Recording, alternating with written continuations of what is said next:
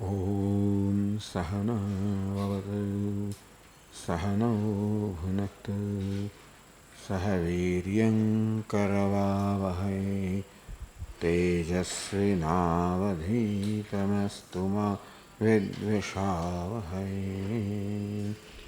ॐ शान्ति शान्ति शान्तिः। ॐ पूर्णमदः पूर्णमिदं पूर्णात् पूर्णमुदच्यते पूर्णस्य पूर्णमादाय पूर्णमेवावशिष्यते। ॐ शान्ति शान्ति शान्तिः। श्रुतिस्मृतिपुराणानाम् करुणालयं नमामि भगवत्पादं शङ्करं लोकशङ्करं शङ्करं शङ्कराचार्यं केशवं बादरायणं सूत्रभाष्यकृतौ वन्दे भगवन्तौ पुनः पुनः। ईश्वरो गुरुरात्मेति मूर्तिभेदविभागिने व्योमवद्व्याप्तदेहाय दक्षिणामूर्तये नमः। सर्ववेदान्तसिद्धान्त गोचरं तमगोचरं गोविन्दं परमानन्दं सद्गुरुं प्रणतोऽस्म्यहम्।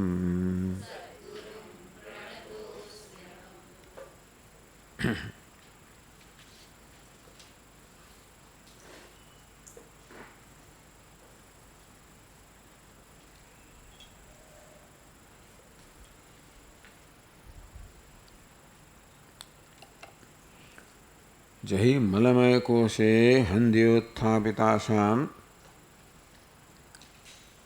प्रसवम् अनिलकल्पे लिङ्गदेहे विपश्चात् निगमगदितकीर्तिं नित्यमानन्दमूर्तिं स्वयमिति परिचय ब्रह्मरूपेण तिष्ठ। निगमगदितकीर्तिं જેની કીર્તિ નિગમમાં શાસ્ત્રમાં ઉપનિષદોમાં શ્રુતિ સ્મૃતિ પુરાણ સર્વત્ર ગાવામાં આવી છે. નિત્ય શુદ્ધ બુદ્ધ મુક્ત સચ્ચિત આનંદ સર્વજ્ઞ સર્વશક્તિમાન સગુણ રીતે આવી જેની કીર્તિ શાસ્ત્રોમાં ગાવામાં આવી છે.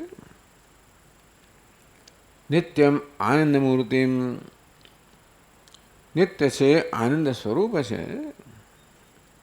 સ્વયં એ તારું રૂપ છે એ પરિચય, એ પ્રકારનો પરિચય કર. એવું કેમ પરિચય નથી અત્યારે? કારણ કે મલમય કોષ અહમથી, આ મલમય કોષમાં, અન્નમય કોષમાં, શોષમાં, સ્થૂળ શરીરમાં અહમભાવ છે. એટલા જ માટે નિત્યમ આનંદ મૂર્તિ સ્વરૂપ છે એ ઢંકાઈ ગયું છે. જાણે કે જેમ આ સર્પ છે એવો ભ્રમ છે એ રજ્જુને જાણે કે ઢાંકી દે છે, અર્થાત આપણને રજ્જુના જ્ઞાનથી વંચિત રાખે છે. તેવી રીતે નિત્યમ આનંદ મૂર્તિ આવું પરમ બ્રહ્મ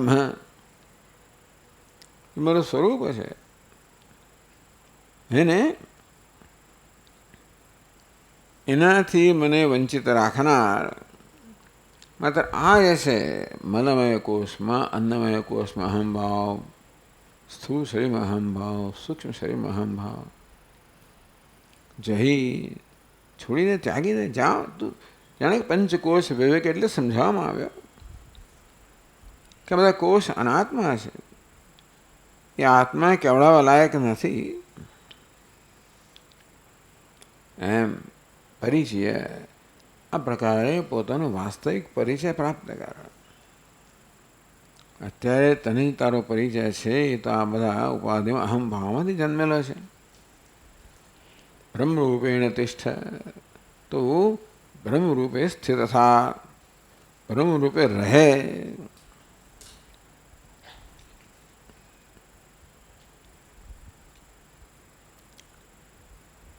આગળ કહે છે 397 શ્લોકમાં,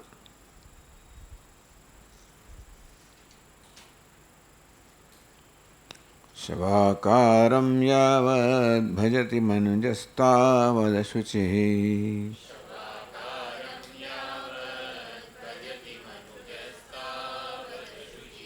પરેભ્ય સ્યાત્ ક્લેશો જનન મરણ વ્યાધિ નિરયાઃ,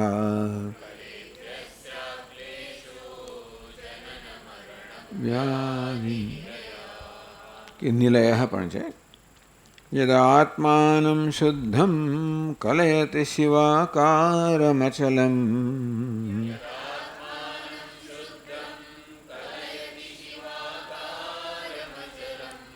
તદા તેભ્યો મુક્તો ભવતિ તદાહ શ્રુતિરપી.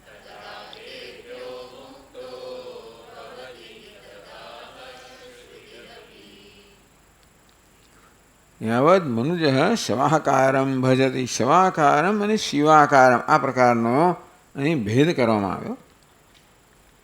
એક શવ છે અને બીજું શિવ છે, એટલે આ દેહને શવ કહેવામાં આવ્યો. કારણ કે દેહમાં જે ચેતનતા છે, જીવંતતા છે, એ સ્વયં નથી, એ તો પ્રાણને કારણે છે, મન બુદ્ધિ છેવટે ચૈતન્યને કારણે છે.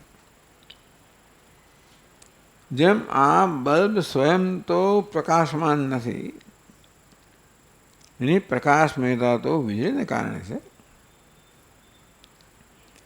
તેમાં દેહની ચેતનતા સ્વયંને કારણે, સ્વયં તો અચેતન છે. એ શવાકારમ જે સ્વયં અચેતન છે, શવ કહેવામાં આવે, મર્ત્ય દેહને શવ કહેવામાં આવે.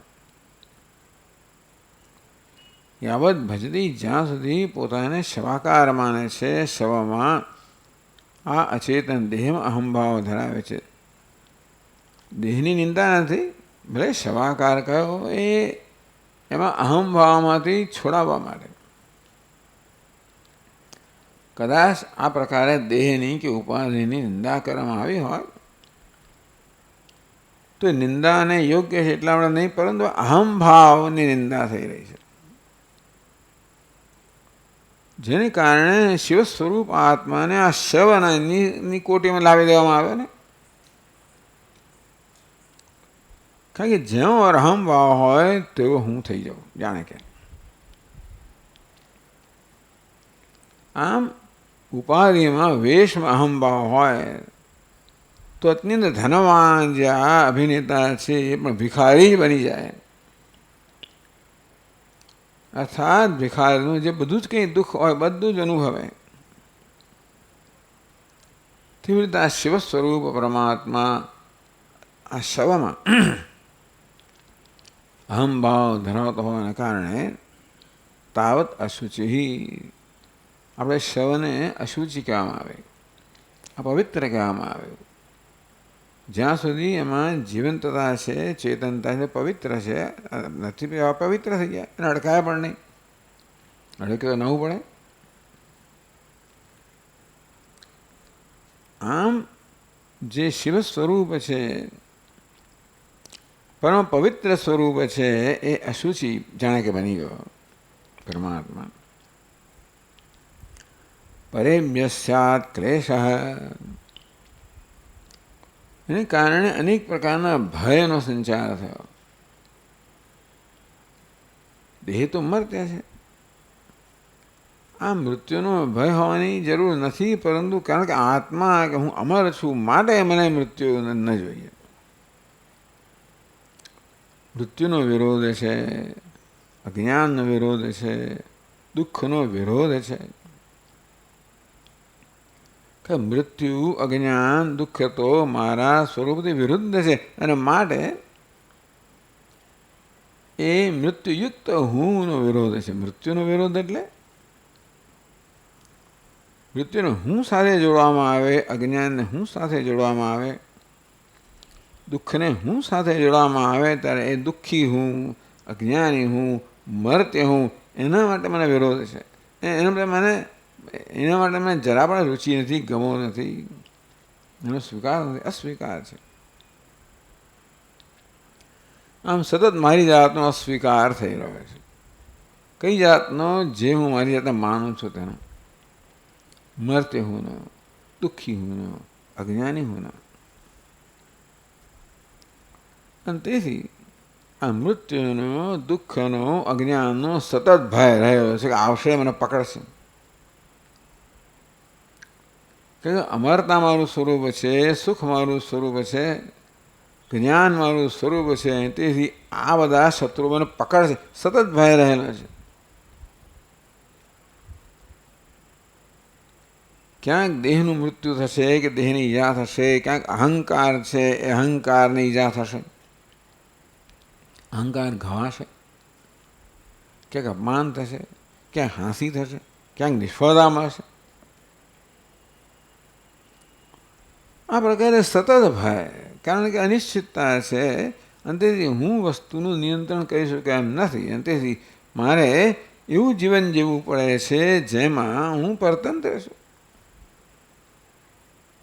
મને સતત પરતંત્રતા અનુભવાય છે. પરેભ્યશ્ચાત ક્લેશ. અને તેથી મૃત્યુ કે પછી જન્મ, મૃત્યુ, જરા, વ્યાધિ, જે કોઈ કારણ હોય, દુઃખનું જે કારણ હોય, મૂર્ખતાનું જે, અથવા તો મને મૂર્ખ ઠરાવે એવું જે કારણ હોય તે મને મૂર્ખ સાબિત કરે. મૂર્ખતા મને ના ગમે, મારે જે મને મૂર્ખ સાબિત કરે એને માટે એ મને ન જ ગમે. એનો સતત ભય રહેલો હોય છે. મારે સતત સાવધાન રહેવું પડે. જનન મરણ વ્યાધિ નિરયા કે નિલય એવું થયું ત્યાં. તો જનન મરણ વ્યાધિનું જે નિલય છે એટલે સ્થાન છે, નિવાસ છે. અથવા અહીં કહ્યું કે જનન મરણ વ્યાધિ નિરય એટલે કે નરક. અને તો પછી આ દેહમાં શવાકારમાં અહમ બુદ્ધિને કારણે દેહની જે ગતિ છે મારી ગતિ થઈ ગઈ. એટલે આ જન્મ દરમિયાન સતત જનન મરણ વ્યાધિ જે છે એનો ભય મને છે, અથવા એનાથી હું દુઃખી છું. આ જનન મરણ વ્યાધિ મને પીડી રહ્યા છે સતત આ જન્મ દરમિયાન. નિરયા અને મૃત્યુ પછી આ નિરય છે, નરકની પીડા. અહીં તો કહે છે કે સતત આ મનુષ્ય પાપ કરી રહ્યો છે. કારણ કે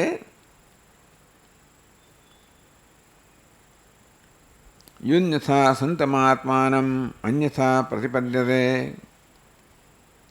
આ પ્રકારે આત્માને શવ કહેવાને કારણે, શવ માનવાને કારણે, દુઃખી માનવાને કારણે સતત અપમાન થઈ રહ્યું છે. એ પ્રકારે આત્માની હિંસા થઈ રહી છે, આધ્યાત્મિક હિંસા થઈ રહી છે.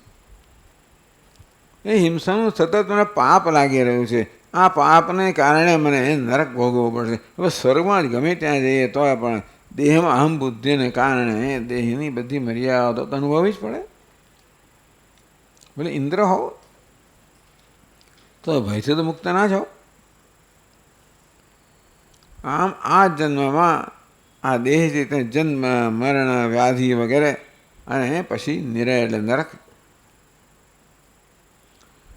આ યાવત શવાકારમ ભવજતી, જ્યાં સુધી પોતાને શવાકાર માને છે, દેહ માને છે, દેહમાં અહમ બુદ્ધિ ધરાવે, ત્યાં સુધી આ સ્થિતિ છે.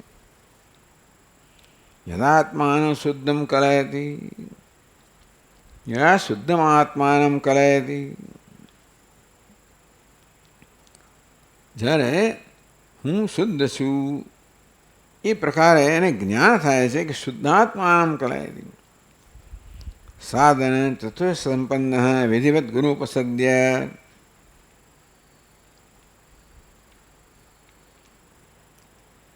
આપ જ્યારે આ પ્રકારે અંતઃકરણને શુદ્ધ કરીને પોતાની બુદ્ધિમાં જ્ઞાનની ઈચ્છા જાગૃત કરીને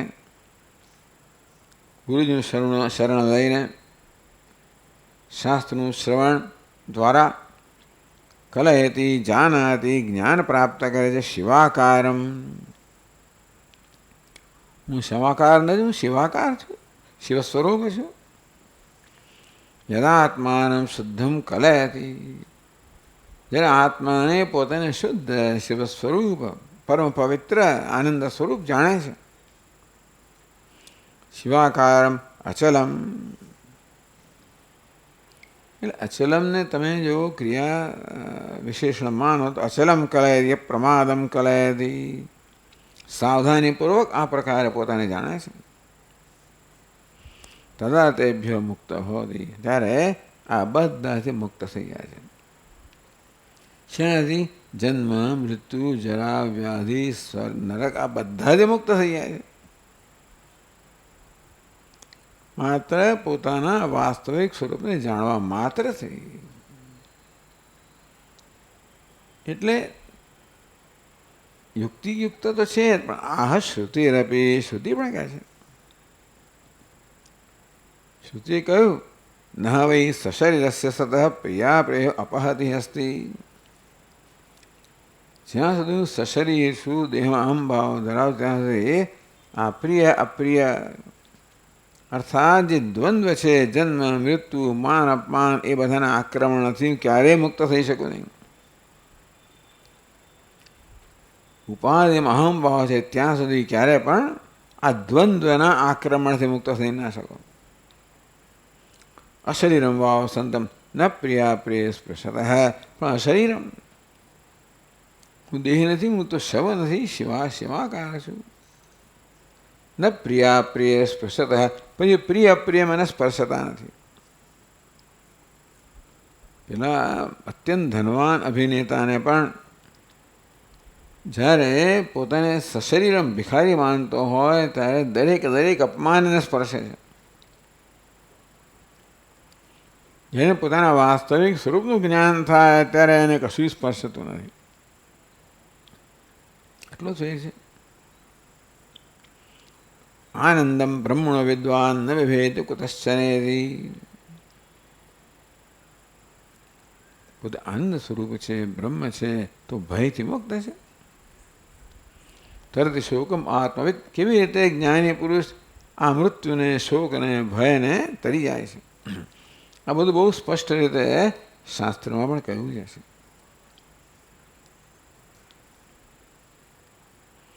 આત્મયાથાત્મ જ્ઞાને આત્યંતિક દુઃખ નિવૃત્તિ હતી, અર્થાત આત્માના યથાર્થ સ્વરૂપનું જ્ઞાન થવાથી દુઃખ માટે દુઃખોને હંમેશા નિવૃત્તિ.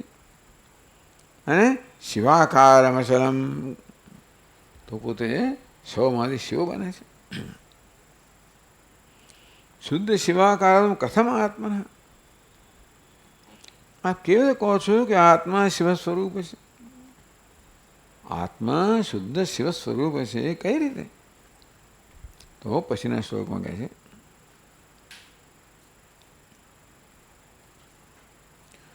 સ્વાત્મન્યારોપિતા શેષ આભાસ વસ્તુ નિરાસતઃ સ્વયમેવ પરમ બ્રહ્મ પૂર્ણમદ્વયમક્રિયમ.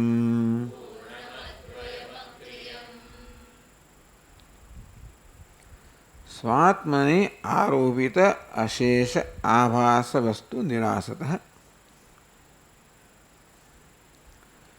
નિરાસત નિરાશ કરવાને કારણે, વિનાશ દૂર કરવાને કારણે. શું દૂર કરવાનું છે? શું દૂર થઈ શકે? શેનો નિરાશ થઈ શકે? શેનો વિનાશ થઈ શકે? માત્ર જે કલ્પિત છે, આભાસ છે, એનો વિનાશ થાય. રજ્જુનો ક્યારેય વિનાશ ન થાય, માત્ર રજ્જુ સર્પનો જ વિનાશ થાય. કેમ થાય? કે છે નહીં. એ જ્યારે છે એમ માનવામાં આવે છે ત્યારે પણ નથી, અને માર એનો આભાસ.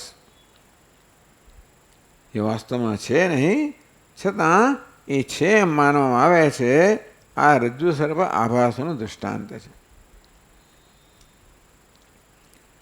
સ્વાત્મની આરોપિત અશેષ આભાસ વસ્તુ, તો પોતાના પર આરોપિત થયું. આ શવાકાર એટલે શિવ પર આ શવનો આરોપ થયો. આ શિવ પોતાને શવ માને છે અને માટે આ શવના જે કંઈ બધા ગુણો હોય કે દુર્ગુણો હોય કે દોષ હોય બધા એ પોતાના પર ઓઢી લે છે.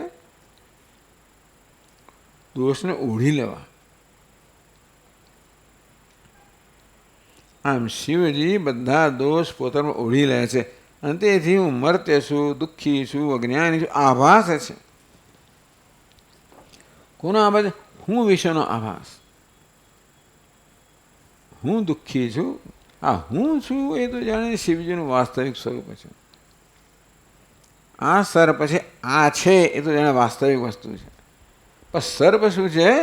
આરોપિત કહો, આભાસ કહો. કેમ હું છું એ તો મારા વિશેની હકીકત છે. મર્ત છું, દુઃખી છું, અજ્ઞાની છું, વ્યાધિગ્રસ્ત છું, વૃદ્ધ છું, જર્જરિત છું, અસહાય છું, પરાધીન છું. આ બધી વસ્તુઓ હું પર જ્યારે હોય ત્યારે આભાસ છે. પરાધીનતા ક્યાંક છે, જરા ક્યાંક છે, વૃદ્ધાવસ્થા બધું છે, નથી એમ નહીં. પણ જ્યાં માનીએ છે ત્યાં નથી. બસ એટલું જ છે.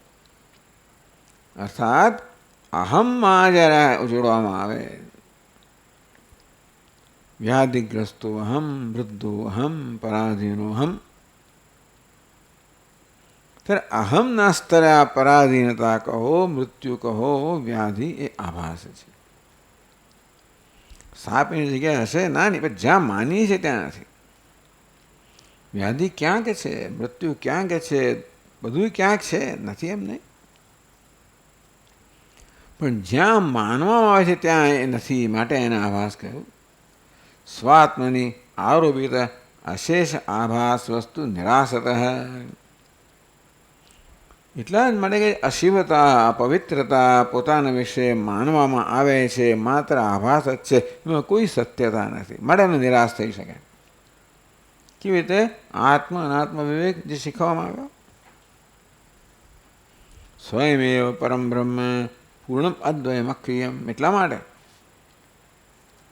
કેવી રીતે બી શુદ્ધિ શિવાકાર હું હોઈ શકું? કારણ કે આ શવાકાર છે, આભાસ છે. અને એ વિવેકથી, વિવેક જ્ઞાનથી આભાસ દૂર થાય. વિવેક જ્ઞાન કયું છે? જેને સર્વ માનું છું એ રજ્જુ છે. આ રજ્જુ છે એટલું પર્યાપ્ત નથી. જેને સર્વ માનું છું એ રજ્જુ છે. સ્થાણુરયમ પુરુષ. જેને પુરુષ માનું છું, ચોર માનું છું, એ સ્થાણું છે. આ સ્થાણું છે એટલું પર્યાપ્ત નથી. સમજ પડી ને? કારણ કે આ ચોર છે એવો ભ્રમ મારામાં હોય તો આ સ્થાણું છે. જેને ચોર માનું એ સ્થાણું છે. તેમ જેને આવી રીતે શવ માનું છું એ શિવ છે. હું તો પછી આ શવાકાર શું થઈ ગયો? આભાસ થઈ ગયો. નિરાસત. આ વિવેકથી, આ જ્ઞાનમાં આ જે અધ્યારોપિત છે આભાસ એ નિરાશ થઈ જાય. સ્વયમેવ પરમ બ્રહ્મ પૂર્ણમ અદ્વયમ અક્રિયમ. અને ત્યારે પછી હું, મારી આત્મા વાસ્તવિકતા હું શું છે? સ્વયમેવ પરમ બ્રહ્મ. સ્વયં આત્મ સ્વરૂપેણ સ્ફુરતિ. એકવાર આભાસ દૂર થયો ને એટલે પરમાત્મા સ્ફુરિતો રહ્યો જ છે. સ્ફુરતિરુત સ્વયં પરમ પૂર્ણ સત.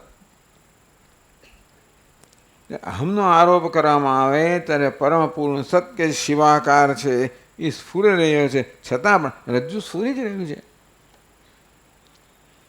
સર્પનો ભ્રમ છે મને એના જ્ઞાનથી વંચિત રાખે. તેવી રીતે પરમાત્મા સ્ફુરી રહ્યો છે આત્મરૂપે.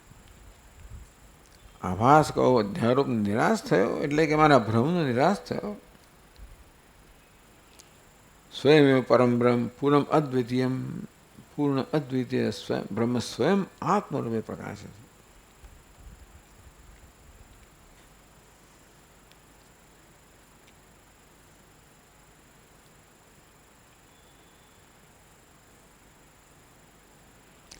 આદૌ પ્રયત્નેન દૃશ્યમ નિરુદ્ધ્ય સમાદૌ ક્રિયમાણે. આમ જેણે પહેલાં પ્રયત્નપૂર્વક એ દૃશ્ય છે એનો નિરોધ કરીને, દૃશ્યનો અર્થ કે દૃશ્યમાં અહમ ભાવ છે એમાંથી મુક્ત થાય. કઈ વસ્તુ આપણને દૃશ્યમાંથી, વેશમાંથી, ઉપાધિમાંથી મુક્ત થવા દેતી નથી? એનો અહમ ભાવ નથી થવા દેતી. આ દેહ વગેરે સતત મારું ધ્યાન ખેંચીને મારા મનને એમાં પ્રવૃત્ત રાખે છે. કેમ? કારણ કે દેહનો અહમભાવ જે છે. બાકી આખી દુનિયા છે મારી સામે, કશી વસ્તુ મારા મનને ખેંચતી નથી ને. કે ટેબલ ખુરશી વગેરેમાં કોઈ દિવસ મારી ચિંતા નથી થતી કે એ મારું ધ્યાન નથી ખેંચતી. આ દેહ વગેરે કેમ ધ્યાન ખેંચે છે? કારણ કે અહમભાવ છે. એને કારણે જો મમ ભાવ હોય, રાગ, એ પણ પછી ધ્યાન ખેંચે. એટલે આ પ્રયત્ન એને દૃશ્યમ નિરુદ્ધ, ટૂંકમાં પ્રયત્નપૂર્વક, એટલે આત્માનાત્મ વિવેકના પ્રયત્નથી આ દેહ દૃશ્ય છે. દૃગ્દૃશ્ય વિવેક, હું દ્રષ્ટા છું. આ પ્રકારે આ દેહમાં, ઉપાધિમાં જ અહમભાવ છે. અહમભાવમાંથી મુક્ત થઈને અને તો પછી આ ઉપાધિ મારું ધ્યાન નહીં ખેંચે કે મારા મને ખેંચી નહીં જાય. અને તો જ આ મન છે સ્વસ્થ શાંત બની શકે. એટલે કઈ વસ્તુ જે છે જે મારા મનને અંતર્મુખ નથી થવા દેતી? એ મુખ્યત્વે તો ઉપાધિમાં અહમભાવ.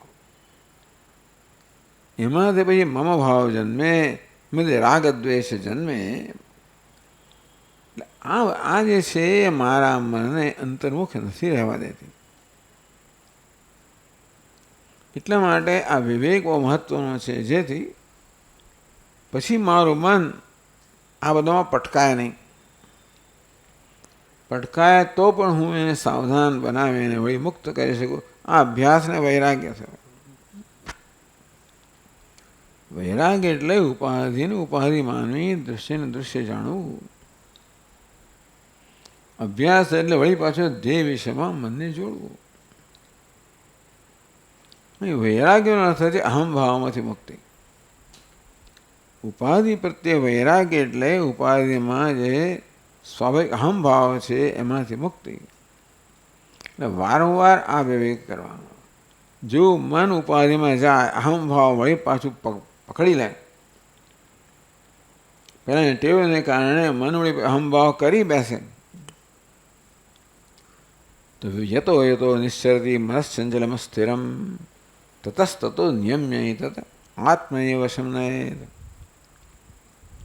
પોતાની ટેવ પ્રમાણે વળી પાછું આ મન ઉપાધિમાં, દેહમાં વગેરેમાં અહમભાવના ચીલામાં ચડી જાય. તતસ્થત વળી સાવધાનીપૂર્વક એને એમાંથી મુક્ત કરીને, કેવી રીતે? વળી આત્માનાત્મ વિવેકથી મુક્ત કરીને આત્મજીવ વશમ નયેત. પ્રયત્ન, આ પ્રકારના પ્રયત્ન કરવાને કારણે જે બધી બહુ ચર્ચા કરવામાં આવી, એમ કરતાં કરતાં આ મનનું જે વલણ છે ને અહમભાવ કરી બેસવાનું, એમાં તેને મુક્ત કરીએ અને મનને આ વલણ, નવું વલણ જન્માવીએ કે એ બ્રહ્મમાં અહમભાવ કરે. પૂર્વમ પ્રતીતમ દૃશ્યમ શસ્ય વિષાણવત. અને તો પછી કશી વસ્તુનું અસ્તિત્વ રહેતું નથી. એ વાત કરે છે 399 શ્લોકમાં.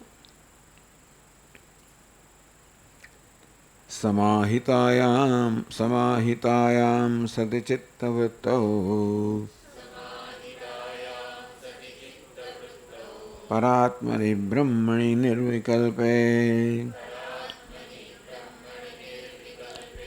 ન દૃશ્યતે કશ્ચિદયં વિકલ્પઃ પ્રજલ્પમાત્રઃ પરિશિષ્યતે તતઃ.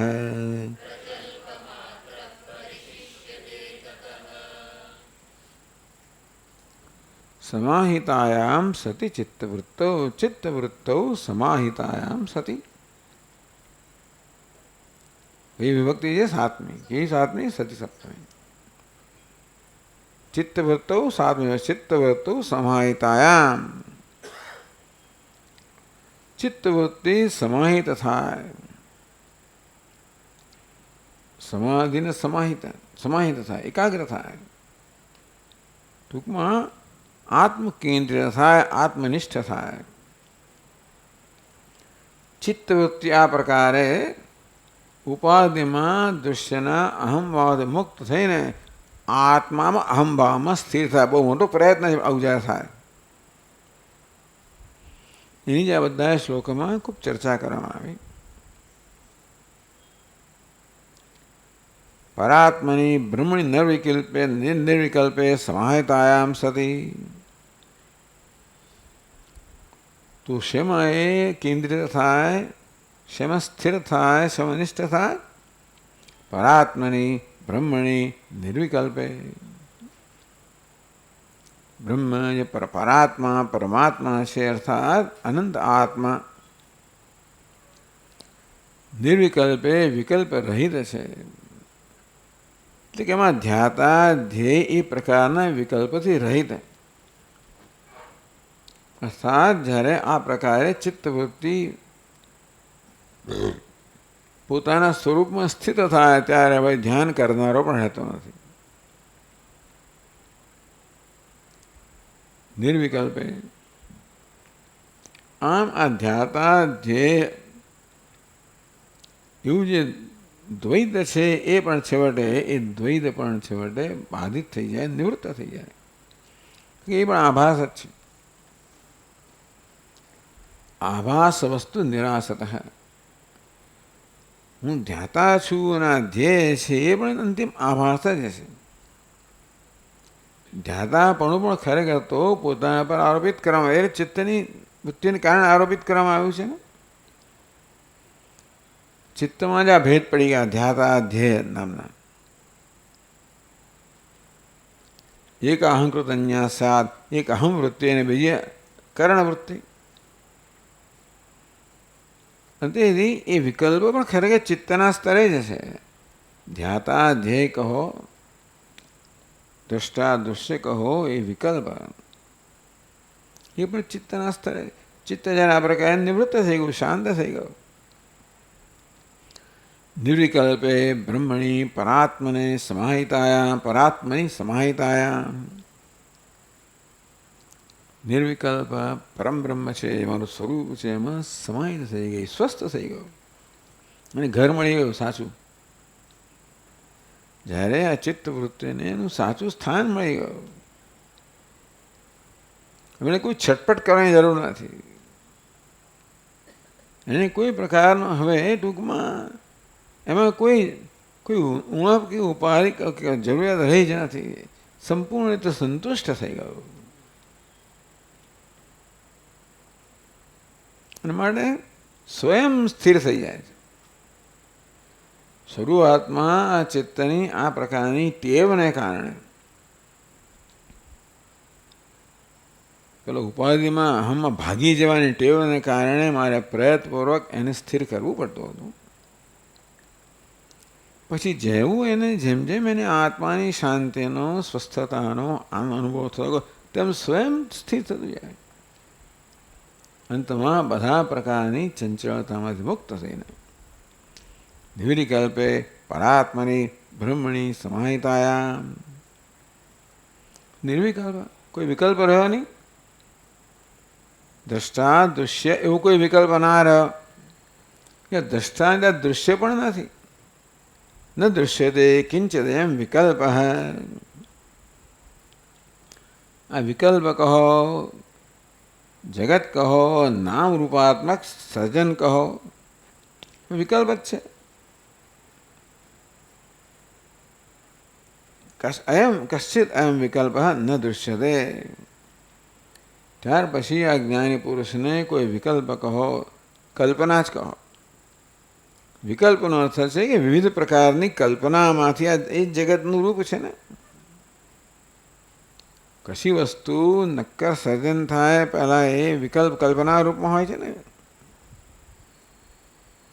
એટલે અખંડ મહારાજ કહે ને કે વિષ્ણુ ભગવાન શેષ શૈયા પર વિરાજમાન છે, લક્ષ્મીજી ચરણ સેવા કરી રહ્યા છે અને ભગવાન કથા કહી રહ્યા છે અને લક્ષ્મી હુંકારો પડે. જેમ કથા કહે તેમ તેમ જગત સર્જાતું જાય.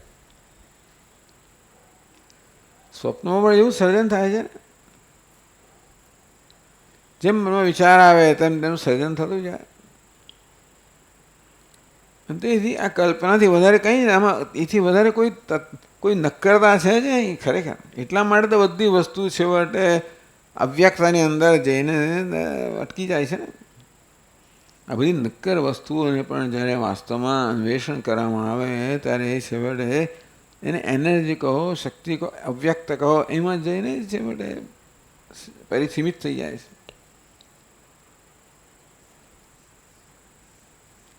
ન દૃશ્યતે કશ્ચિત અયમ વિકલ્પ. આ પરબ્રહ્મ નિષ્ઠને માટે કોઈ વિકલ્પ હવે દેખાતો નથી, છે નહીં. પ્રજલ્પ માત્ર તથા પ્રજલ્પ માત્ર પરિશિષ્યતે. હવે ધારો કે વ્યવહાર કરતો હોય ત્યારે વિકલ્પ કેવો છે? પ્રજલ્પ માત્ર, કથન માત્ર, એક માત્ર શબ્દથી વધીને કશું એનું કોઈ ટૂંકમાં વાચારંભણ વિકારમાના એમ. પહેલાં જે વિકારને આ ઘડા વગેરેને સત્ય માનવા આવતા હતા, હવે એની સત્તા ઘડો શબ્દથી વધીને કાંઈ નથી. તેમાં આ વિકલ્પની સત્તા પણ શબ્દથી વધીને કાંઈ નથી. દૃશ્યમ વિષાણવદ ભવતી.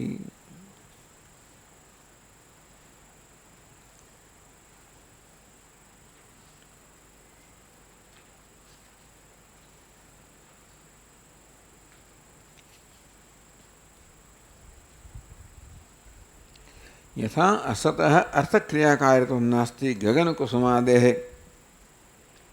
એક આકાશ પુષ્પ આવી કલ્પના કરવામાં આવે છે. સસ્ય વિષાણ કહો, આકાશ પુષ્પ કહો. કોઈ આકાશ પુષ્પ હોતું નથી પણ એને એવું કહ્યું ખરું. આ એક આકાશ પુષ્પ શબ્દ તો છે. આ પ્રજલ્પ માત્ર कैसे शब्द ज्ञान अनुपाति वस्तु शून्यो विकल्प है. यदि विकल्प शब्द व्याख्या करी योग शास्त्र में कि शब्द है खरो पण एने अनुरूप कोई अर्थ नहीं. जेम के आकाश पुष्प शब्द तो है, शश विषाण है पण शशे बराबर है ने विषाण पर शशे विषाण नामनी वस्तु नहीं. स्क्वेर सर्कल एम के अंग्रेजी में स्क्वेर पण जे स्क्वेर सर्कल ચોરસ વર્તુળ એ શબ્દ પ્રયોગ છે, એને અનુરૂપ કોઈ પદાર્થ નથી. એટલે શબ્દ હોય એટલે એ જ મને કહે પ્રજલ્પ માત્ર પરિશિષ્યતે. આ બધા શબ્દ છે ને ઘટપટ માટે, બાકી કોઈ જાતનો એને એમાં કોઈ પ્રકારનું તત્વ નથી, એવું કોઈ વસ્તુ નથી. વાચારંભણમ વિકારોનામધ્યમ.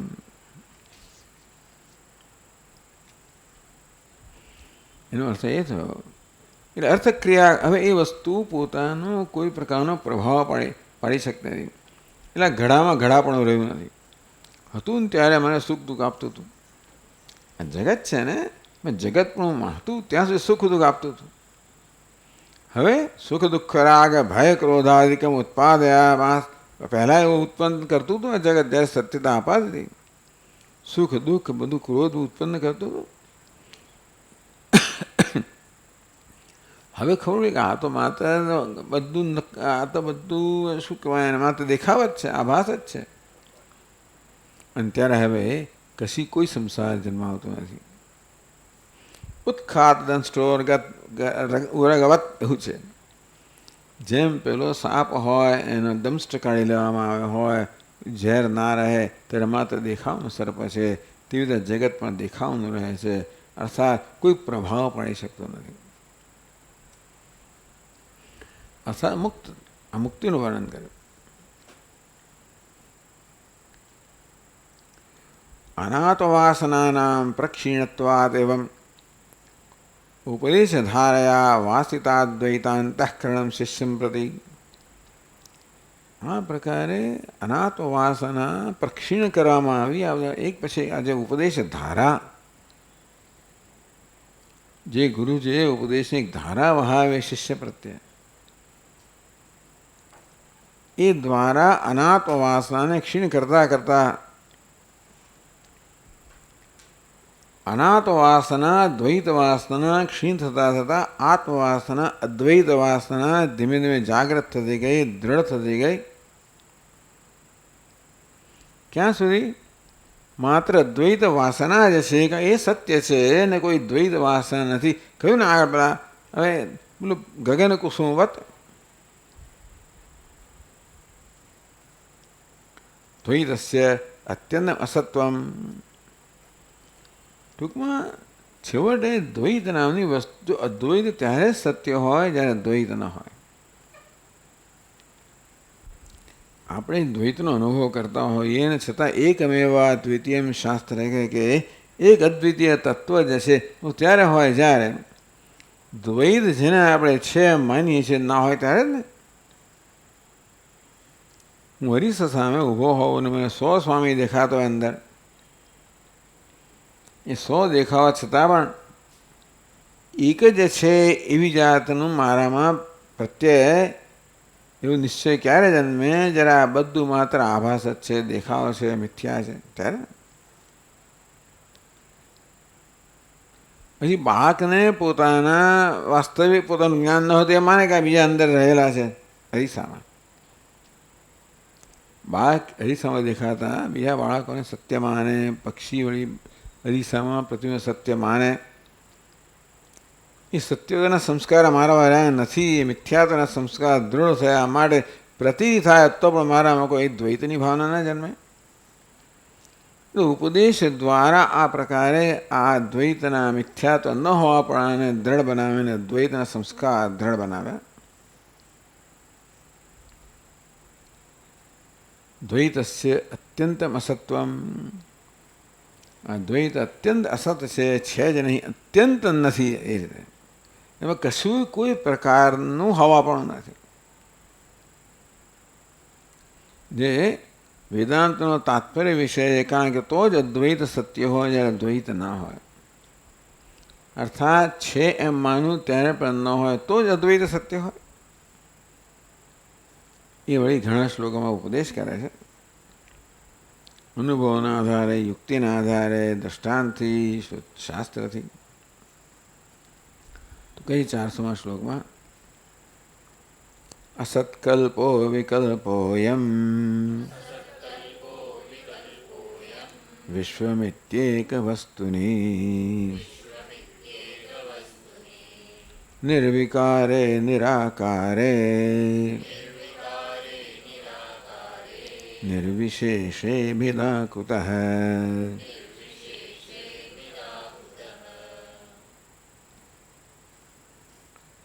વિશ્વમિતિ, વિશ્વ કહો, જગત કહો, દ્વૈત કહો,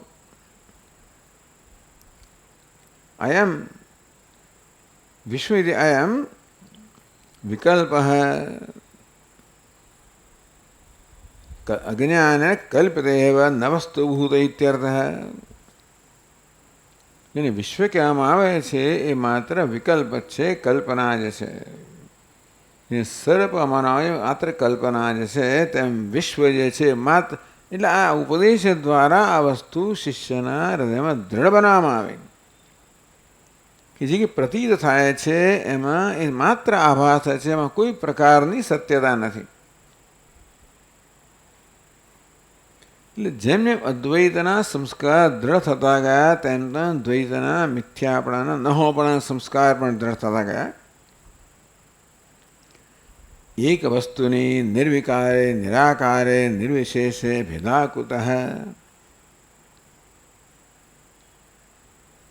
અસત્કલ્પ આ અસત સમાન છે. નથી એમ ના કહું, આ જગત કે વિશ્વ નથી એમ ના કહું. નહીં તો પ્રતીતિ ના થાય. જો ન જ હોય તો સચ્ચેત ન બાધ્યેત અસચ્ચેત ન પ્રતીયેત હોત જ નહીં તો પ્રતીતિ ના થાય. એટલે પ્રતીતિ થાય છે માટે નથી એવું નથી કહેતા, એ નથી બરોબર છે. અર્થાત જ્ઞાનથી નથી. અરીસામાં મારા પ્રતિબિંબની પ્રતીતિ થાય છે ખરી, પણ છતાં જ્ઞાનને કારણે મારે માટે નથી. એ નથી બરોબર જ છે એવું કહ્યું. આ જેને વિશ્વ કહેવામાં આવે છે એ વિકલ્પ છે, એ નથી બરોબર જ છે. ક્યાં? જ્ઞાનીની દૃષ્ટિએ.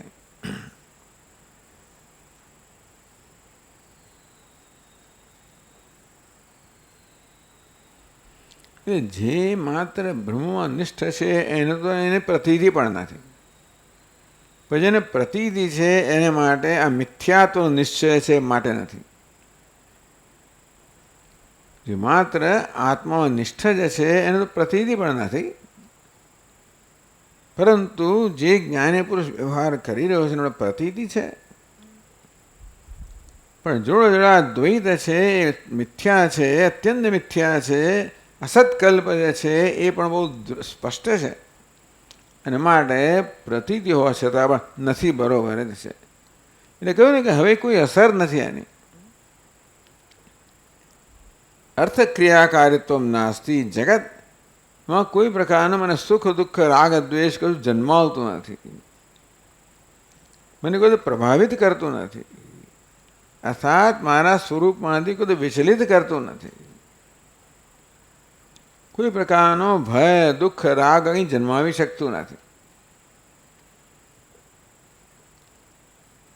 નિર્વિકારે નિરાકારે નિર્વિશેષે ભેદા કુતઃ. એક વસ્તુની એટલે જ્ઞાની પુરુષ માટે એક જ વસ્તુ કે નિર્વિકાર છે, નિરાકાર છે, નિર્વિશેષ છે. એમાં ભેદા એટલે ભેદ, ભેદભાવ એ કેવી રીતે હોય છે?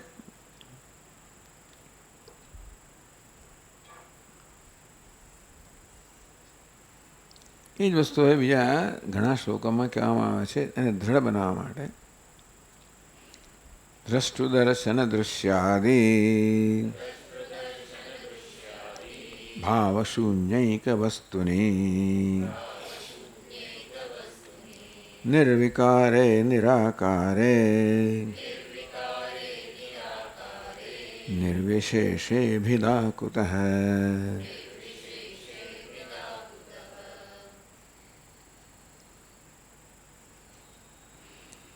દ્રષ્ટુ દર્શન દૃશ્યાદિ ભાવ. દ્રષ્ટા દૃશ્ય દર્શન એ પ્રકારનો ભાવ કહો, એ પ્રકારનો ભેદભાવ કહો. ભાવ એટલે ભેદભાવ. તો દ્રષ્ટ સામાન્ય રીતે આ પ્રકારે આપણો વ્યવહાર કરતા પણ આ પ્રકારની દ્રષ્ટિએ હું દ્રષ્ટા છું. જગતને સત્યતા આપવાને કારણે આપોઆપ જ મારામાં હું દ્રષ્ટા છું. આ દૃશ્ય છે અને વ્યવહાર દર્શનરૂપ વ્યવહાર છે એવું સ્વભાવથી થતું હોય છે. એવા સ્વભાવથી મુક્ત થવા માટે અદ્વિતીયતાનો સ્વભાવ છે સ્થાપિત કરવામાં આવ્યો. તો એક વસ્તુ જેમાં દ્રષ્ટા દૃશ્ય દર્શન નામના દ્વૈત ભાવ જ નથી, એ વસ્તુ જે નિર્વિકાર છે, નિરાકાર છે, નિર્વિશેષ, એમાં ભેદભાવ કેમ હોઈ શકે? એક વસ્તુની વાત કરવામાં આવે અસત. તો એક વસ્તુની કેવું? એક વસ્તુ દ્રષ્ટુ દર્શન દૃશ્યાદિ ભાવ શૂન્ય. યત્રુતે સર્વમ આત્મયોભૂત તત્કેન કમ પશ્યેદ ઇત્યાદિ. એટલે જ્ઞાની પુરુષ મળે બધું આત્મા બની ગયો. પહેલાં દ્રષ્ટા દૃશ્ય દર્શન નામના ભિન્ન ભિન્ન બધી હસ્તીઓ હતી. જ્યારે ઉપાધિમાં અહમભાવ છે ત્યારે આપોઆપનું દ્રષ્ટા બની ગયો. કારણ કે ઉપાધિની બહારની વસ્તુ અન્ય છે, દૃશ્ય છે, અને માટે બે વચ્ચેના વ્યવહારને દર્શન કહેવામાં આવ્યું. એટલે અજ્ઞાનને કારણે અવિરત અહમભાવને કારણે શવાહકાર હોવાને કારણે દ્રષ્ટા દૃશ્ય દર્શન આ પ્રકારનો ભાવ હોવાનો ભાવ કહો, દ્વૈત કહો, ભેદભાવ. વાસ્તવમાં દ્રષ્ટા સર્વ આત્મા એવા ભૂત, જેને દ્રષ્ટા માનતો હતો, દૃશ્ય માનતો હતો, દર્શન માનતો હતો, એ પ્રત્યેકના સ્વરૂપનું અન્વેષણ કરવામાં આવ્યું. તે જોયું કે દ્રષ્ટા તો માત્ર ચૈતન્ય જ છે. આ દ્રષ્ટાનું શું સ્વરૂપ છે એ અન્વેષણ કરવામાં આવ્યું. ત્યારે એનો ચેતન અંશ જ સત્ય છે, બાકી દ્રષ્ટા વગેરે તો આગંતુક છે. હમણાં દ્રષ્ટા છું, પછી શ્રોતા છું, બનતા છું. તેવી રીતે દૃશ્ય પણ વાસ્તવમાં એ પણ માત્ર અસ્થિ ભાતિ પ્રિય અન્ય કાંઈ જ નથી. દર્શન એટલે વૃત્તિ એ પણ ચૈતન્ય અન્ય કાંઈ. એટલે આ વૃત્તિ પણ ચૈતન્ય છે, આ દૃશ્ય પણ સત છે, ચૈતન્ય છે, દ્રષ્ટા પણ ચૈતન્ય છે. આમ જેને દ્રષ્ટા દૃશ્ય દર્શન માનું છું અને માની લીધેલું છે, અને માટે આ પ્રકારના ભેદભાવથી હું પીડાવું છું એમ કહેવા. તો ભેદભાવ ઉત્પન્ન કરનારો આ પ્રત્યેક ઘટક છે. સર્વમ સર્વમ એટલે દ્રષ્ટા દૃશ્ય દર્શન આત્મા એવા ભૂત. આ સર્વ જ્યારે આત્મા બની ગયું, આ પ્રત્યેકના સ્વરૂપનું જ્યારે જ્ઞાન થયું, ત્યારે દ્રષ્ટાપણું ખરી પડ્યું કે આ બધા અધ્યારોપી છે ને, માટે આ વેશ જ છે. એક જ ચૈતન્યે આ વેશ લીધો દ્રષ્ટા દૃશ્ય દર્શનનો. એ જ્યારે હું જોઈ શકું ત્યારે વેશના ત્યાગથી જે રહ્યું એકમાત્ર ચૈતન્ય સર્વમ આત્મા એવા ભૂત. આ દ્રષ્ટા દૃશ્ય દર્શન સર્વ ચૈતન્ય જ બની ગયું, આત્મા જ બની ગયું. તત્ કેન કંપશ્યેત, પછી કોણ જોનાર રહ્યો? કયા દ્રષ્ટા દૃશ્ય દર્શન સર્વ આત્મા બની ગયું, એક ચૈતન્ય માત્ર જ બની ગયો. નિર્વિકારે નિરાકારે નિર્વિશેષે ભેદાકૃત હૈ. અંત પછી ભેદા અર્થાત ભેદભાવ. આ ભેદ શબ્દ મહત્વનો છે. દ્વૈત શબ્દનો તો ભેદ સમજવો જોઈએ. એટલે દ્વૈતને સરખી રીતે સમજીએ તો જ ભેદ એટલે અન્યોન્ય અભાવ. આપણે અનેક વાર કહ્યું છે કે માત્ર બેને આપણે દ્વૈત નથી કહેતા, અન્યોન્ય અભાવને દ્વૈત કહીએ છીએ. એટલે તું છે તો હું નથી, હું છે તો તું નથી. બાકી એક ઘડો હોય ને પછી બીજો ઘડો હોય ને ત્રીજો સકોરું હોય ને વગેરે હોય. આ ઘડાને જ્યારે જ્ઞાન માટી છું ત્યાર પછી એવું નથી થતું કે આ બીજો ઘડો અને બીજો શું કોડિયું વગેરે મારામાં નથી. તે મારા પ્રત્યેની દ્રષ્ટિ બદલાઈ જાય. વસ્તુ એ છે આત્મા એવા ભૂત, બધું આત્મા જ બની ગયું. તો ભાઈ ક્યાં જોનાર રહ્યો, ક્યાં જોવાનો વિષય રહ્યો, ક્યાં દ્રષ્ટા દૃશ્ય દર્શન રહ્યું? પ્રકૃતિ વિકાર અભાવ આદિ અભાવાદ કાર્યકારણ અભાવ, કોઈ ભાવ રહ્યો નહીં. એટલે આ ભેદ છે ને એ આપણને દુઃખી કરનારો છે. આ જગત છે ને હું છું એ દુઃખી કરનારું નથી, પણ જગત છે તે હું નથી અને હું છું તે જગત નથી, અને માટે એકબીજા કરતાં ભિન્ન છીએ, જુદા છીએ. એટલે જગત તરત જ મારામાં ઉણપ જન્માવે કે ભાઈ એ તો હું નથી. આમ જે કંઈ વસ્તુના પણ હું વ્યવહાર સંપર્કમાં આવું, તરત મારામાં પહેલો ખ્યાલ જન્મે કે એ હું નથી. આપણે કદાચ હું વિચારતા નહીં હોય, થઈ જ જાય. બ્રહ્મતમ પરાદાત યો બ્રહ્મ આત્મા અન્યત પશ્યતિ. તરત જ જે આ પ્રકાર અન્યતા આવી જ જતી હોય છે આપણામાં પહેલાં સંસ્કારને કારણે. અંતેથી આપોઆપ મેં આને મારે ભિન્ન માનવા દ્વારા તિરસ્કાર કર્યો અને હું તરત તિરસ્કારને પાત્ર બનું. આ પરસ્પર તિરસ્કાર જન્મતો જ હોય છે સૂક્ષ્મ સ્તરે. એ રીતે આ ભેદભાવ છે ને એ બધા દુઃખનો મોહ છે. બાકી કંઈ વાંધો નથી, વ્યવહારનો વાંધો નથી, દુનિયાનો વાંધો નથી, જીવનનો વાંધો નથી, શેનો વાંધો છે? ભેદભાવનો વાંધો છે. નસીબ જોગે ભેદભાવ છે ને એ માત્ર કલ્પના જ છે, હકીકત નથી. માટે એનો સંપૂર્ણ નાશ થઈ જાય, વાત થઈ જાય. તેથી જ્ઞાની પુરુષમાં નિર્વિકારે, નિરાકારે, નિર્વિશેષે ભેદાકુત. પછી ભેદને ક્યાં સ્થાન છે? પછીના શ્લોક પણ જોઈ લઈએ. કલ્પાર્ણવૈવાત્યંત પરિપૂર્ણૈક વસ્તુની નિર્વિકારે નિરાકારે નિર્વિશેષે ભેદાકુત.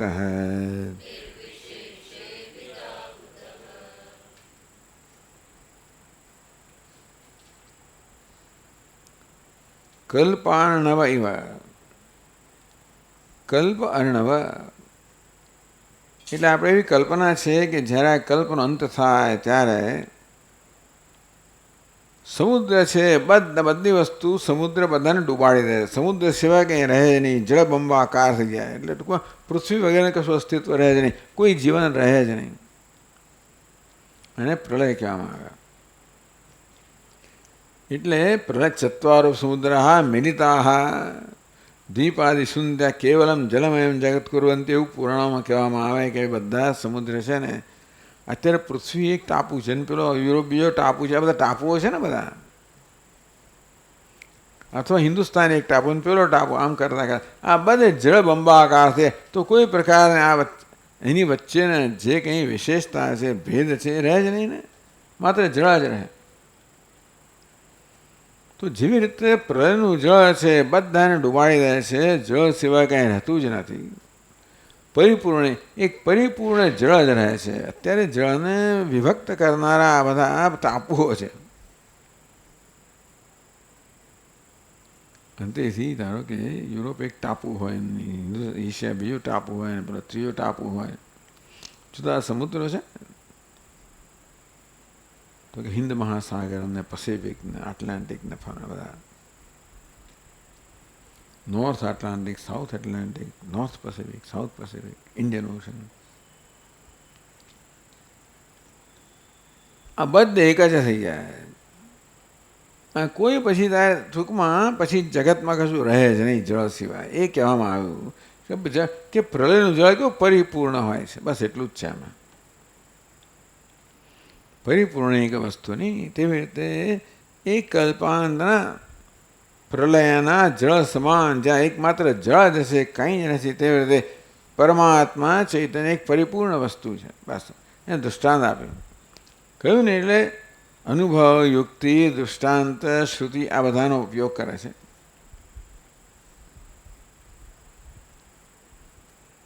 તો દૃષ્ટાંત આપ્યું કલ્પાર્ણવનું, કે જેવી રીતે પરિપૂર્ણ છે. અપૂર્યમાણ જગતમાં અપૂર્યમાણમ અચલ પ્રતિષ્ઠમ વગેરેનું દૃષ્ટાંત આપ્યું ભગવદ્ ગીતામાં. પરિપૂર્ણ એક વસ્તુની નિર્વિકારે નિરાકારે નિર્વિશેષે ભેદાકુત.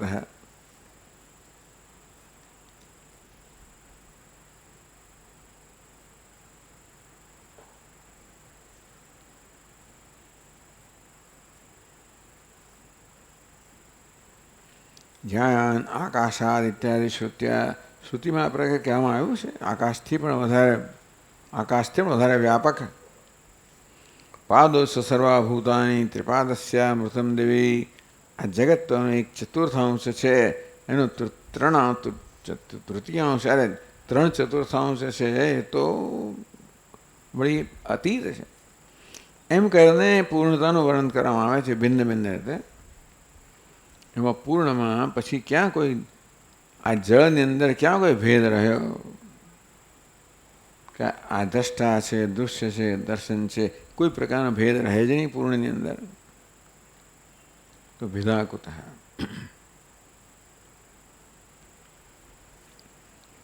આ પ્રકારે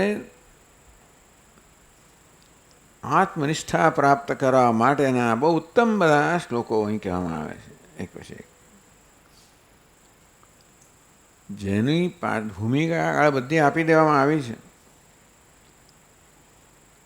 તો જે ભૂમિકા આપવામાં આવી છે એના પર આધારિત જ વળી પાછા આત્મતત્વનું સુંદર રીતે ચિંતન કરવા માટે કે નિષ્ઠા પ્રાપ્ત કરવા માટે આપણને આ શ્લોકો આપવામાં આવે.